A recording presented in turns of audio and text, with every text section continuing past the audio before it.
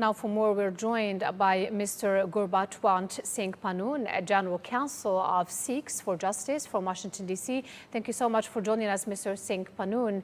Now, Pakistan marks Youm-e-Istehsal-e-Kashmir today. How has the situation in Indian-administered Kashmir changed since the revocation of Articles 370 and 35A in 2019?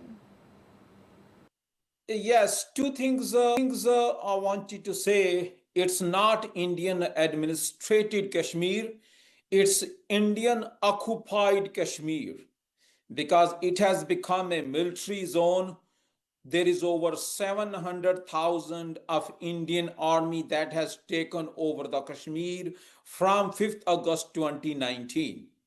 And we as pro-Khalistan Sikhs, I can state that we all appreciate the Pakistan's stance on the Indian occupied Kashmir, that it should be a free country and Kashmir should be liberated.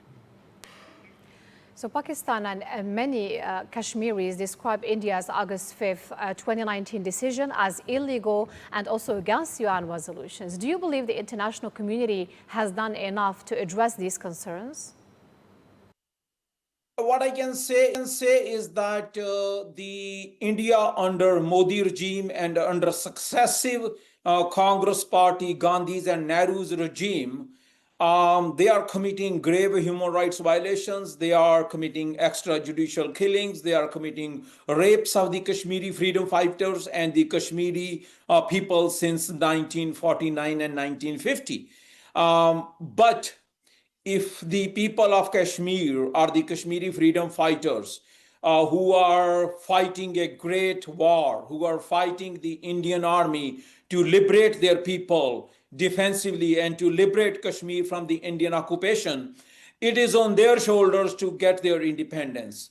It's very unfortunate, and it's very unfortunate that I have to say that the people of Kashmir who are living abroad, who are living in the Western countries, they have deserted the Kashmir cause.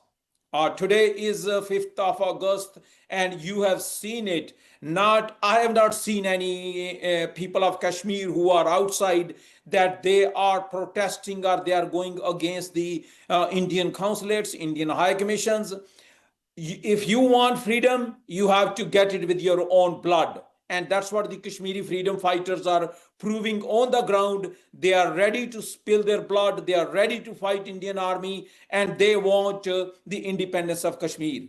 And also, I have stated in the past, the road to the independence of Kashmir runs through Khalistan. That's why Sikhs for Justice, pro-Khalistan Sikhs and the Khalistan referendum activists have always been standing shoulder to shoulder with the Kashmiri freedom fighters, and we are exposing India's occupation of Kashmir throughout globally.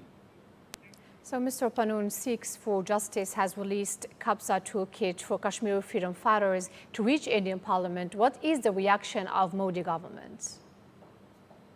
We have released a Kabza toolkit, which means that we have urged the Kashmiri freedom fighters and pro-Khalistan Sikhs to get their passes, since there is Indian Parliament session going on, that this Indian Parliament, through Modi regime, they have taken control of the Kashmir with 700,000 Indian army men. So I have urged Kashmiri freedom fighters to leave the valley and reach Delhi and storm Indian Parliament, take over the Indian Parliament, to internationalize that the liberation of Kashmir is what the Kashmiri freedom fighters are fighting for.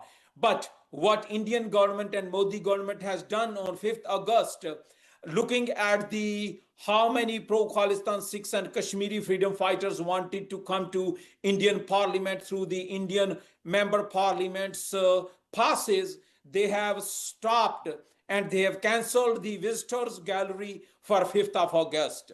So they are not allowing anyone to enter the Indian Parliament today. Now, what message would you like to give to the peoples of Kashmir and the international community on this year's Youm-e-Istehsal-e-Kashmir regarding the right to self-determination? The message is very clear that this 700,000 Indian army cannot control or continue to occupy Kashmir, which should be a free country. They cannot. And to get the independence, the way people of Punjab, which is under Indian occupation, the way we were fighting since 1980, and we have given up over 150,000 of our youth who have given up their lives for the freedom of Punjab, the same is happening in Kashmir. And the message is very clear.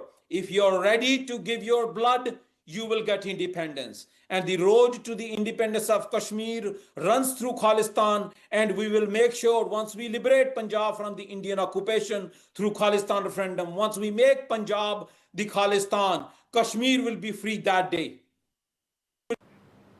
So India maintains that Kashmir is its internal matter, while Pakistan insists it is an internationally recognized dispute. How do you see this legal and diplomatic deadlock being resolved?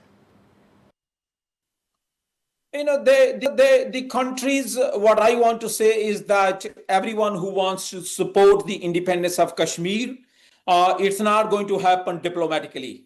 It is going to happen whether it is the independence of Indian occupied Punjab or whether it is the independence of Indian occupied Kashmir. This is not going to happen diplomatically. The only way it can be resolved is either the international United Nations or the America stands with the people of Indian occupied Punjab and stands with the people of Indian occupied Kashmir, give them a right to referendum or give them a right to arm themselves. Then they are going to liberate themselves on their own.